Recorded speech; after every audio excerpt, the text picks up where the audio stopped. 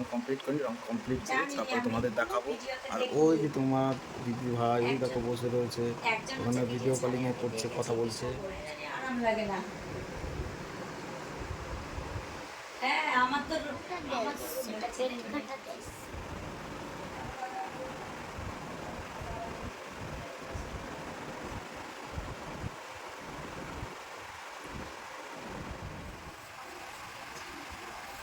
Complete করে ফেলেছে।